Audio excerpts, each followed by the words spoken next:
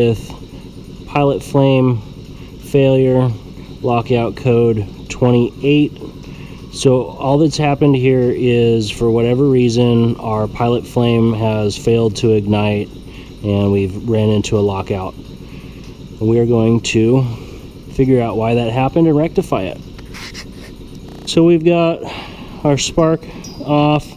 Our UV is not attached to the pilot assembly. We're all isolated and locked out and tagged out, and we're coming through, dropping 2 screws out of there. Now we're going to be wedged into the front of the burner.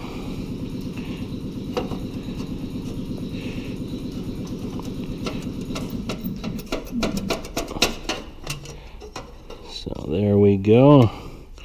And this is what we're going to be dealing with. It's a fairly new setup. Oh, I see. That's why I couldn't see anything. Even if it was a little brighter, it'd be hard from the back. Yeah, nice and recessed as far as what you're able to see in there. So what we're going to do is verify our gap is in relationship to our air hole, and that the electrode is center equal relationship to the pilot orifices itself.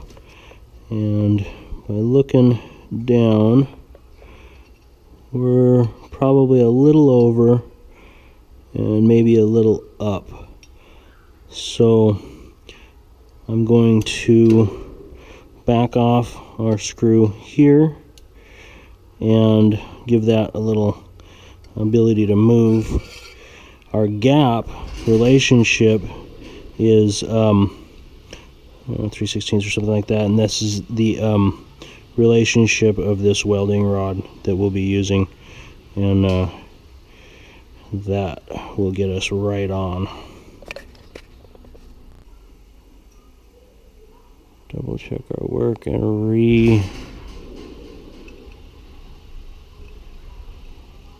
redo that process.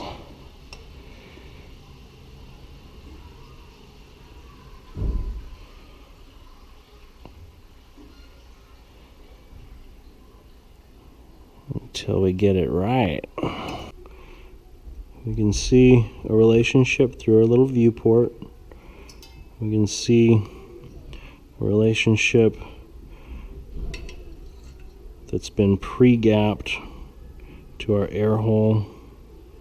So we are set up spec. Hook up our spark wire, and then we're going to bring in our gas and restore our fuel and power. Give this thing a few ignition trials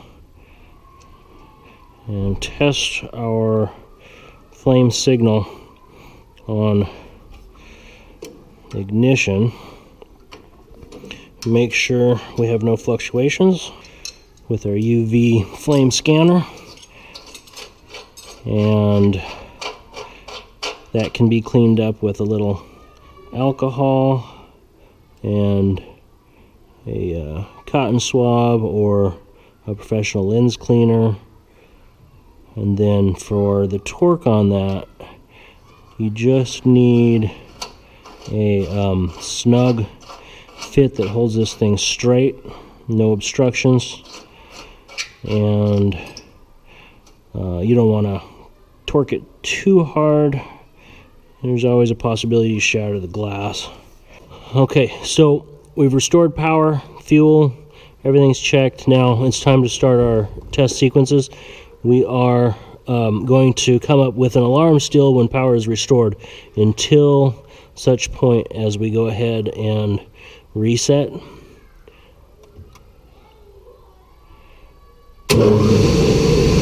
Now we're going to run a 30-second to a minute purge.